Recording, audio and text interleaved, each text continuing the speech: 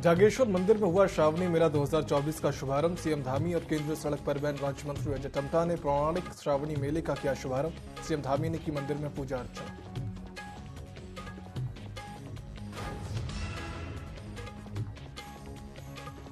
हरेला लोक पर्व को लेकर उत्तराखंड के सभी लोगों में उत्साह। हरेला से 9 दिन पहले हरियाली बोई का पर्व। पर्यटन मंत्री सतपाल महाराज ने प्रदेशवासियों को दी लोक पर्व की शुभकामनाएं।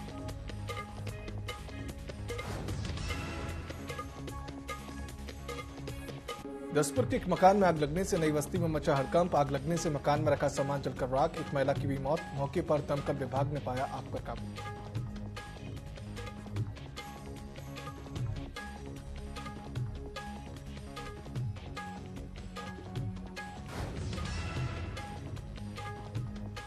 कांग्रेस ने की केदारनाथ बचाओ यात्रा की शुरुआत। कांग्रेस अध्यक्ष करण महारा ने कहा कि हरिद्वार की अटकी पौड़ी से कांग्रेस करेगी इस यात्रा की शुरुआत। केदारनाथ धाम से शिला ले जाकर दिल्ली में स्थापित करने से जनता नाराज।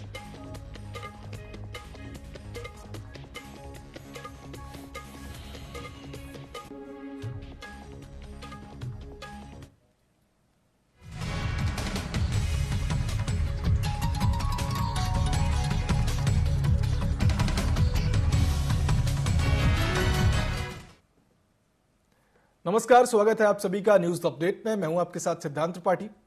रुक करते हैं खबरों की ओर, जहां सावन महीने की शुरुआत के साथ अल्मोड़ा के जागेश्वर मंदिर में श्रावणी मेला 2024 का शुभारंभ हो गया है। सीएम पुष्कर सिंह धामी और केंद्रीय सड़क परिवहन मंत्री अजय टम्टा ने पौराणिक श्रावणी मेले का शुभारंभ किया। जागेश्वर मंदिर पहुंचे सीएम धामी ने मंदिर में पूजा अर्चना की। हरेला पर्व के अवसर पर सीएम धामी और केंद्रीय राज्य मंत्री अजय टम्टा ने पौधारोपण भी किया। और सीएम धामी ने पीएम मोदी के कार्यकाल में देवभूमि के सभी धामों और तीर्थों में तेजी से विकास पर बात भी की है।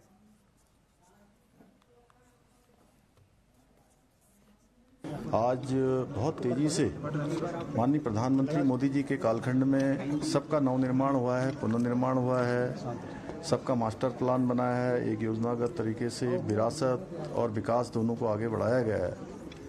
जहां महाकाल लोक उज्जैन में आज एक नए स्वरूप में आ चुका है। काशी विश्वनाथ कॉरिडोर हो, भगवान राम का अयोध्या में मंदिर हो, भगवान बाबा केदारनाथ जी का नवनिर्माण पुनर्निर्माण हो, बद्रीनाथ जी का मास्टर प्लान हो, उसी तर्ज पर हमारे जागेश्वर धाम का भी आज ये मास्टर प्लान आगे बढ़ाया जा रहा है। और निश्चित रूप से इससे आने वाले समय में हमारे यहाँ पर बड़ी संख्या में तीर्थयात्री श्रद्धालु भक्तगण आने वाले हैं। और उस समय जब संख्या अत्यधिक हो जाएगी तो उस समय में लोगों को अच्छे दर्शन हो, उनकी यात्रा अच्छी हो। उत्तराखंड में हरेला पर्व बड़ी धूमधाम से मनाया जा रहा है। वहीं मुख्यमंत्री पुष्कर सिंह धामी ने माल देवता नर्सरी में जाकर इस पर्व की शुरुआत की और पौधारोपण किया। उन्होंने कहा कि हरेला पर्व हमारी प्रकृति के संरक्षण का और प्रकृति की संरचना का महापर्व है। इसी के तहत हमने शहीदों की याद में 5 पौधे रोपित किए हैं, जिन्होंने देश के लिए अपने प्राण न्यौछावर कर दिए। इसी के साथ ही सीएम धामी ने प्रदेश की जनता से अपने आसपास वीर शहीदों के नाम पर 5 पौधे लगाने की अपील की है।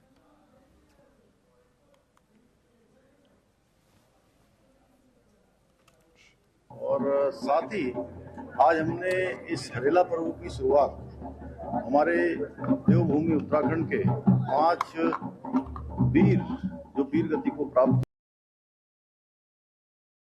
हुए भारत माता की रक्षा करने, उनके स्मरण में आज 5 पौधों को रोपित किया गया। और मैं सभी से अपील करता हूं पूरे राज्य के अंदर कि अपने आसपास 5 पौधे जरूर उन 5 हमारे वीर शहीदों के नाम रोपित करें, जिससे कि आने वाले समय में हमारी भावी पीढ़ियां उन सब का स्मरण कर पाए, उनको अपने स्मरण में रख पाए, उनसे प्रेरणा लेकर देश की सेवा कर पाए।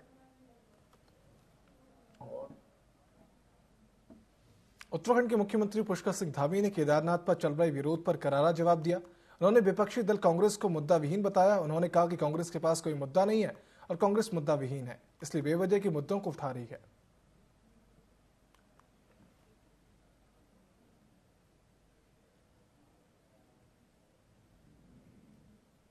देखिए, कांग्रेस के पास कोई मुद्दा नहीं है और कांग्रेस मुद्दा विहीन है, इसलिए बेवजह के मुद्दों को तोड़ देती है। जबकि उसमें पहले ही कह दिया गया है कि जो केदारनाथ धाम है वो केवल केदारनाथ नहीं हो सकता है। मंदाकिनी सरस्वती के तट पर उसके बीच में जो हमारा धाम है, जहाँ दिल्ली में बन रहे केदारनाथ मंदिर को लेकर विवाद बढ़ रहा है। विपक्ष के सवालों पर सीएम धामी ने कहा कि एक ज्योतिर्लिंग सिर्फ एक ही है जो केदारनाथ में मौजूद है, जबकि प्रतीकात्मक मंदिर कई स्थानों पर बनते रहे हैं। उन्होंने कहा कि धाम केवल एक ही है जो उत्तराखंड में देवभूमि में है। बद्री केदार मंदिर समिति के अध्यक्ष राजेंद्र राजे ने भी इस मामले में अपनी बात कही है।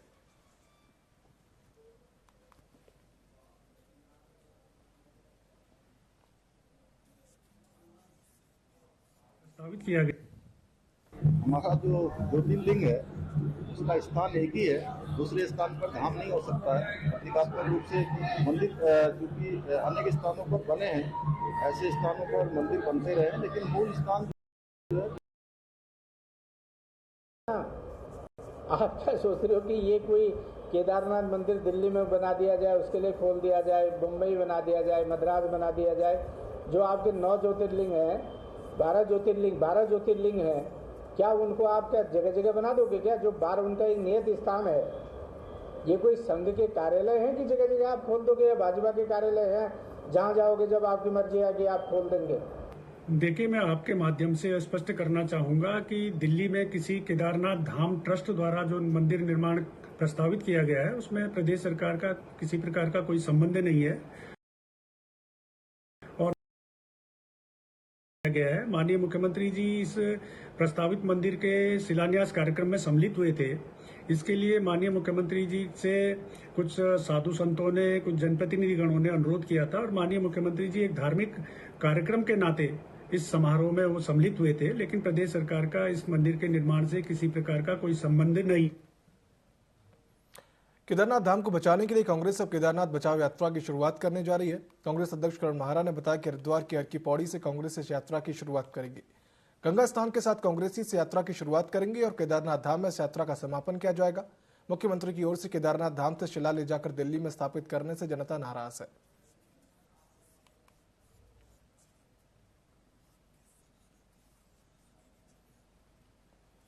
केदारनाथ बचाओ यात्रा ये है। 24 तारीख को हर की पौड़ी में कांग्रेस के युवा साथियों के संग मिलकर और आम जन के साथ मिलकर जो हमारे से सहमत है उनको लेकर इस यात्रा का शुभारंभ करेंगे। ये पदयात्रा है और ये गंगा जी के तट से शुरू होगी हर की पैड़ी से और केदारनाथ धाम में पूजा के साथ इसका समापन होगा। कितने दिन लगेंगे, कहाँ कहाँ इसके पड़ाव होंगे, कितना किस दिन हम पैदल किलोमीटर चलेंगे, वो सारी सूचनाएं आपको प्रोग्राम के साथ भेज देंगे।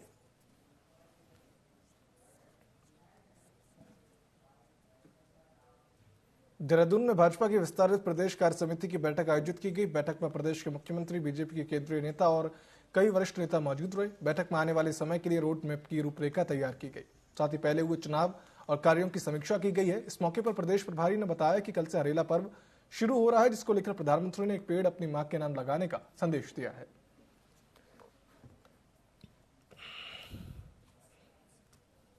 जिस समय के अंदर देश आजाद हुआ था, अनुकूलता थी, कोई विरोधी दल ज्यादा नहीं थे, लेकिन आज देश के प्रधानमंत्री आदरणीय नरेंद्र मोदी जी प्रांतों में हो रही है और जब कार्यकारिणी होती है तो उसमें पुरानी समीक्षा होती है और आगे चलने का प्लान बनाया जाता है।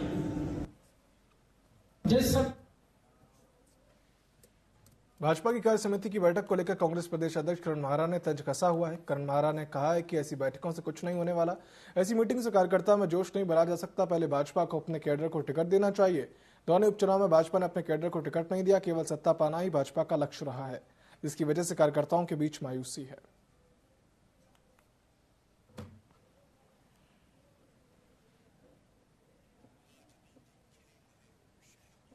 ये उनका अपनी पार्टी का अंदरूनी मैटर कहना नहीं चाहिए, परंतु जोश भरने के लिए मीटिंग करने से अच्छा था कि अपने कैडर को वोट देते, टिकट देते। ये तो बीजेपी के हाईकमान कह लूँ या गौतम साहब कह दूँ या भट्ट जी कह दूँ, इन लोगों ने 2 उपचुनावों में दोनों में बीजेपी के कैडर को वोट नहीं दिया, टिकट नहीं दिया। राजेंद्र भंडारी कांग्रेस से भाग के गए और बडाना जी कहाँ से आई आप सबको पता है। तो ऐसे में मुझे लगता नहीं कि किसी बैठक से, कार्य समिति की बैठक से कार्यकर्ताओं को उत्साहवर्धित होगा। भारत सरकार के केंद्रीय ऊर्जा मंत्री मंगलवार को टेहरी पहुंचे और इस दौरान उन्होंने एशिया के सबसे बड़े टिहरी डैम का निरीक्षण किया। साथ ही टिहरी झील में बोटिंग का आनंद भी लिया और इस दौरान उन्होंने कहा कि आईबी की रिपोर्ट के बिना टिहरी बांध में कोई आवाजाही नहीं होगी, क्योंकि सुरक्षा सर्वोपरि है। उन्होंने कहा कि मुझे ऊर्जा मंत्री बने 1.25 महीना हो गया है और अब सभी बांध परियोजनाओं का निरीक्षण और अवलोकन के लिए निकला हूं। उन्होंने कहा कि टिहरी डैम से पहले ही बिजली का उत्पादन हो रहा है, साथ ही पीएसपी का प्रोजेक्ट निर्माणाधीन है। वहीं अगस्त में पीएसपी के 2 पंप शुरू होने की बात भी उन्होंने कही। उन्होंने यह भी कहा कि अगर उत्तराखंड सरकार से पुनर्वास के लिए किसी अन्य कार्य की मांग की जाएगी तो उस पर विचार किया जाएगा।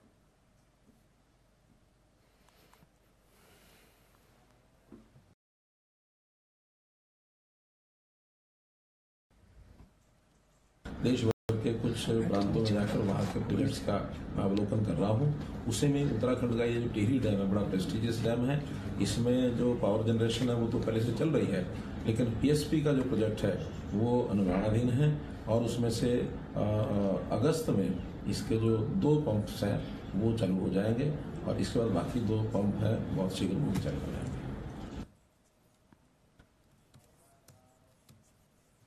उत्तरकाशी में शिक्षकों की कमी को लेकर प्रदर्शन करने का मामला सामने आया, जहां ग्रामीणों ने शिक्षा विभाग के ऑफिस के बाहर जमकर प्रदर्शन किया। दरअसल ग्रामीणों का कहना है कि कफलों में राजकीय आदर्श प्राथमिक विद्यालय बनाया गया था, जहां पढ़ने वाले 150 छात्रों की शिक्षा एक शिक्षक के भरोसे चल रही है। ग्रामीणों ने अधिकारियों को चेतावनी दी है कि अगर जल शिक्षकों की व्यवस्था नहीं की गई तो वे लोग धरने पर बैठ जाएंगे।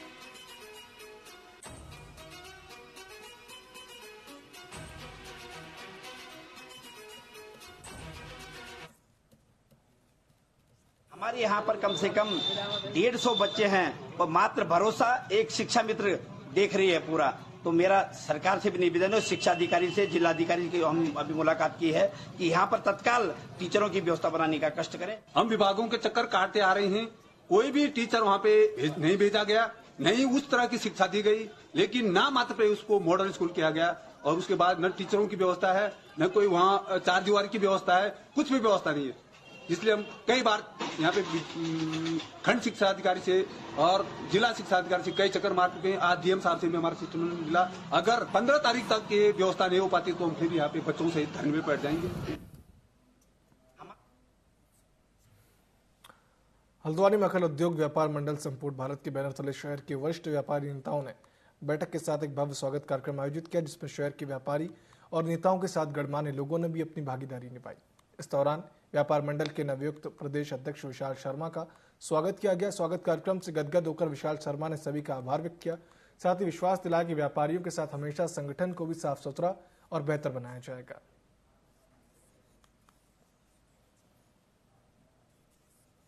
क्योंकि पूरे कुमाऊं का हब है हल्द्वानी, इतने दूर दूर से धारचूला से मंशारी से भी व्यापारी यहाँ आता है, जिसको हम फ्री ऑफ कॉस्ट यहाँ आवासीय उसको प्रदान करेंगे ताकि व्यापारी हित के लिए बढ़ावा मिलेगा। और टूरिज्म को लेकर के जो नैनीताल में आपने देखा, उत्तराखंड में सबसे ज्यादा नैनीताल डिस्ट्रिक्ट कॉर्बेट हो चाहे नैनीताल हो, भीमताल हो, उन सब में सीजन टाइम में आपने देखोगा व्यापारी का सिर्फ शोषण होता है। व्यापारी की वजह से सरकार चलती है, शासन प्रशासन हमारे ही टैक्स की वजह से चलता है। तो संगठन के हिसाब से ही लोग जुड़ेंगे, क्योंकि पहले ही कार्यरत जो है यहाँ पे 4 संगठन जो है काम कर रहे हैं व्यापार मंडल के नाम से, और ये एक और व्यापार मंडल खड़ा हुआ तो कहीं ना कहीं लोगों की जो है जो दर्द है वो कहीं ना कहीं मुझे लगता है कि वो दर्द जो है ये अपने प्लेटफॉर्म के हिसाब से जो है व्यापारी हितों की बात करेगा और व्यापारियों के लिए जो है कुछ काम करने की इच्छा है। इन्होंने मुझे अभी अवगत कराया, जैसे दूर दराज से कोई व्यापारी अगर यहाँ पर आता है तो उसको बहुत महंगे होटल में यहाँ पर ठहरना पड़ता है, उनके लिए सुविधाएं करने का काम करेंगे।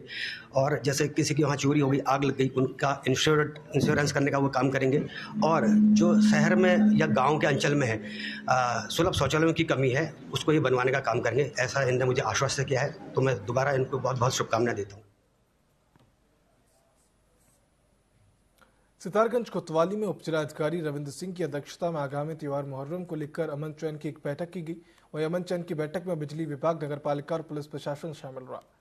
पुलिस प्रशासन ने मुस्लिम समाज से आगामी मुहर्रम के त्योहार को लेकर उनकी राय जानी, साथ ही मुस्लिम समाज से अपील किया कि त्योहार को अमन और चैन के साथ मनाएं ताकि शहर में शांति बनी रहे। वहीं मुस्लिम समाज के लोगों ने पुलिस प्रशासन को भरोसा दिलाया है कि मुहर्रम के त्योहार को बड़े ही अमन और चैन के साथ मनाया जाएगा।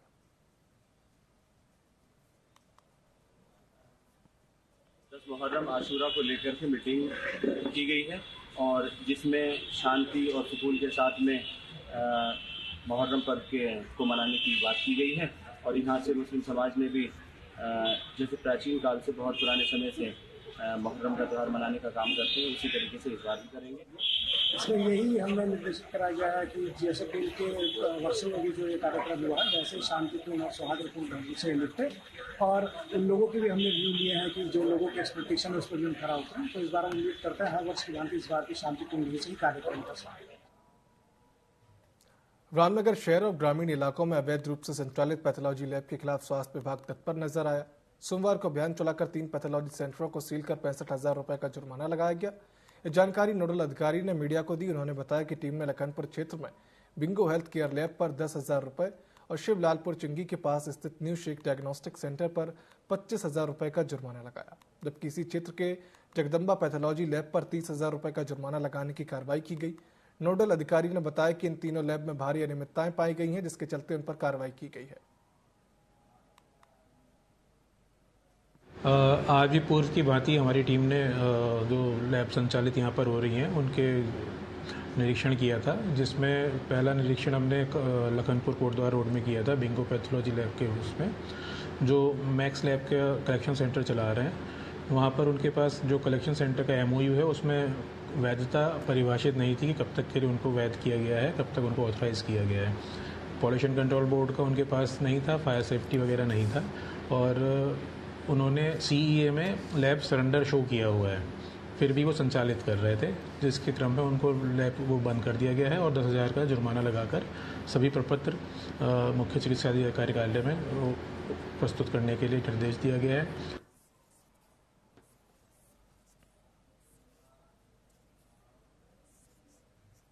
हल्द्वानी में हरेला पर्व के मौके पर वृक्षारोपण अभियान चलाया गया। इस दौरान नैनीताल रोड स्थित पार्क में विधायक, कमिश्नर और जिलाधिकारी ने वृक्षारोपण किया।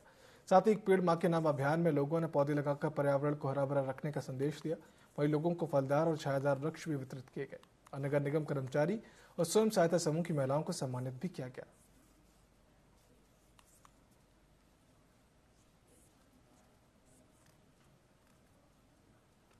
सर्वप्रथम मैं प्रदेश और देश की जनता को हरियाली के इस पर्व पर, हरेले के इस पर्व पर शुभकामनाएं देता हूं, बधाई देता हूं, उनके उज्जवल भविष्य की कामना करता हूं। साथ ही मैं हर एक से निवेदन करता हूं कि इस समय पर्यावरण को शुद्ध रखने के लिए वृक्षों की बहुत आवश्यकता है। इसलिए प्रधानमंत्री जी ने भी सबसे निवेदन किया है कि अपने माँ के नाम एक वृक्ष जरूर लगाएं, और वृक्ष लगाएं नहीं, उसको पालें सहते भी।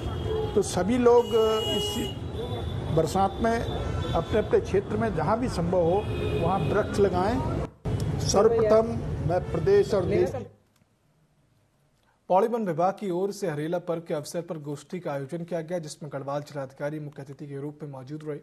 वहीं विद्यालय के छात्रों ने पर्यावरण संरक्षण को लेकर अपने विचार रखे हैं। बता दें कि इस बार 3,85,000 वृक्षारोपण का लक्ष्य प्राप्त हुआ है, जिसे एक जन आंदोलन के रूप में देखा जाएगा, जिसमें 15 अगस्त तक लोगों की भागीदारी से वृक्षारोपण किया जाएगा।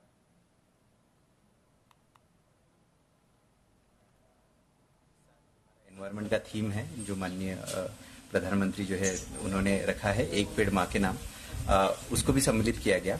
और प्रदेश भर में जो प्रदेश में शासन का जो टारगेट है, सरकार का जो टारगेट है कि पूरे प्रदेश भर में 45 लाख वृक्ष का रोपण करना है, उसी क्रम में जो है आज हरेला के उत्सव पर एक कार्यक्रम रखा गया, जिसमें शुरुआत में स्कूली बच्चों द्वारा जो है पर्यावरण के बारे में महत्व के लिए स्पीचेस दी गई।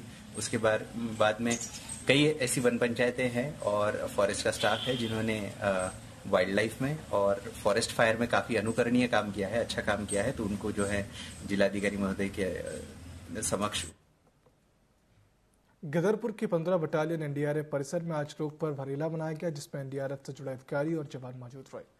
बटालियन में तैनात प्रत्येक जवान ने एक पेड़ माँ के नाम कार्यक्रम का आयोजन किया। कर्मचारी, अधिकारी और जवानों ने वृक्षारोपण किया है और इस दौरान कमांडेंट सुदेश कुमार दराल ने कहा कि लोक पर्व हरेला पेड़ों को लगाने का पर्व है और प्रत्येक जवान अधिकारी को हमने जिम्मेदारी दी है कि इसका पालन पोषण वह स्वयं करेंगे।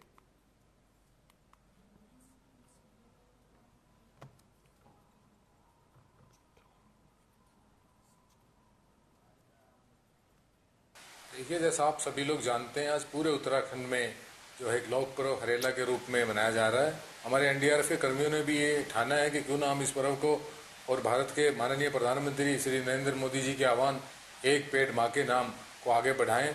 इसी को ध्यान में रखते हुए सभी जवानों ने आज एक एक पेड़ अपनी माँ के नाम, अपने देश के नाम लगाने का ठाना है और उसी उपलक्ष्य में आज हमने हरेला पर्व को जो है यहाँ पर आयोजित किया है।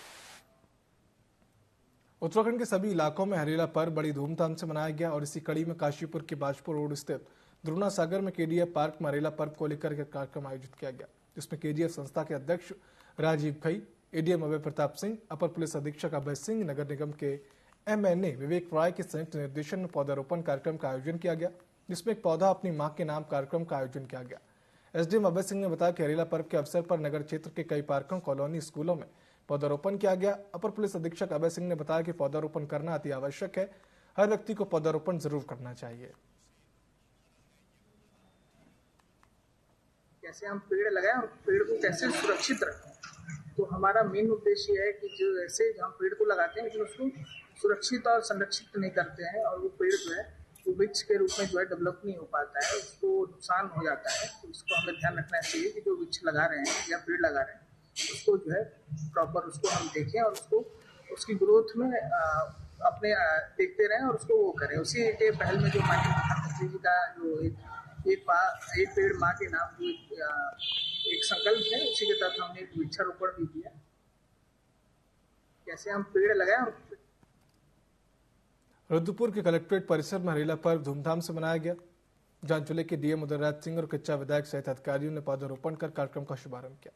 वही डीएम ने कैंप कार्यालय में और एसएसपी मंजुनाथ टीसी ने पुलिस कार्यालय में पौधारोपण किया।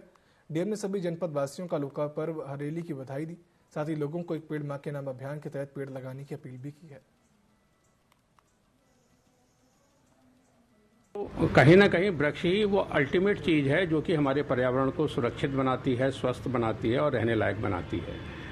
जो पिछले कई सालों से हम पूरी दुनिया के स्तर पर ग्लोबल वार्मिंग की बातें सुन रहे हैं, आज हम लोग देख रहे हैं कि वो लगभग प्रैक्टिकल होने लगी हैं और औसत तापमान जो है वो 1.5 डिग्री सेंटीग्रेड तक बढ़ने की सूचनाएं पिछले दिनों प्रकाशित हुई हैं। तो ये जो सूचनाएं हैं ये डरावनी हैं, क्योंकि यदि हमारे प्लेनेट का एवरेज टेम्परेचर 4 डिग्री सेंटीग्रेड बढ़ता है तो ये मनुष्य के लिए बहुत नुकसानदायक होगा, क्योंकि उससे हमारे फसल चक्र प्रभावित होंगे प्रतिकूल रूप से। वन विभाग, गंगोत्री नेशनल पार्क और गंगोत्री पंच मंदिर समिति ने हरेला पर्व के अवसर पर पर्यावरण संरक्षण को लेकर अपने विचार रखे। इसके साथ ही विभिन्न क्षेत्रों में देवदार के पेड़ों को लगाया गया। इस मौके पर गंगोत्री नेशनल पार्क रेंज अधिकारी प्रदीप बिष्ट ने बताया कि गंगोत्री धाम से लेकर गोमुख ट्रैक पर विभिन्न पेड़ों को लगाया गया है। इस दौरान तमाम वन विभाग की टीम मौजूद रही। वहीं हरेला पर्व को भी बड़े ही धूमधाम से विभिन्न क्षेत्रों में मनाया गया। गंगोत्री नेशनल पार्क व उत्तरकाशी डिवीजन की गंगोत्री रेंज द्वारा संयुक्त रूप से हरेला पर्व मनाया गया। इसमें गंगोत्री धाम के कुछ पंडितगण और कुछ हमारे साधु सन्यासी भी उन्होंने इसमें पार्टिसिपेट किया और अपेक्षा की कि ये जो हमारा यहाँ पे गंगोत्री धाम है ये हरा भरा रहे और चारों तरफ ये हरियाली से परिपूर्ण रहे। आज के दिन सभी ने ये शपथ खाई है कि हम लोग यहाँ पे इन पेड़ों की जो इस साल लगाए हैं उनकी रखवाली करेंगे। उत्तराखंड की कांवड़ यात्रा 22 जुलाई से शुरू होकर 2 अगस्त तक चलेगी, जिसमें लाखों कांवड़िए उत्तराखंड, हरिद्वार, नीलकंठ, ऋषिकेश आएंगे और यहां से गंगा जल लेकर अपने शहर लौटेंगे। इसकी तैयारियों को लेकर सीएम पुष्कर सिंह धामी लगातार अधिकारियों के साथ बैठक कर जरूरी निर्देश दे रही है। वहीं कांवड़ यात्रा को लेकर पुलिस प्रशासन भी सतर्क है। एसएसपी ने अपने मेहताब को किसी भी तरह की लापरवाही न बरतने की सलाह दी है। वहीं कांवड़ियों के लिए भी पुलिस की सख्त चेतावनी है।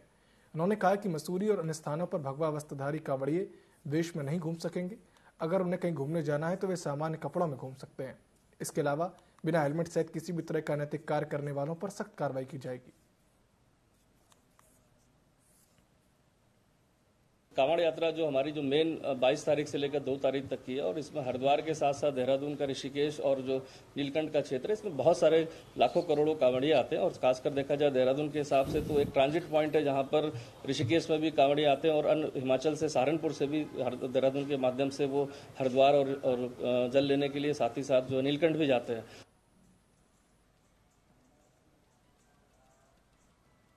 न्यूज अपडेट का फिलहाल इतना ही। आप देखते रहिए TV24। नमस्कार।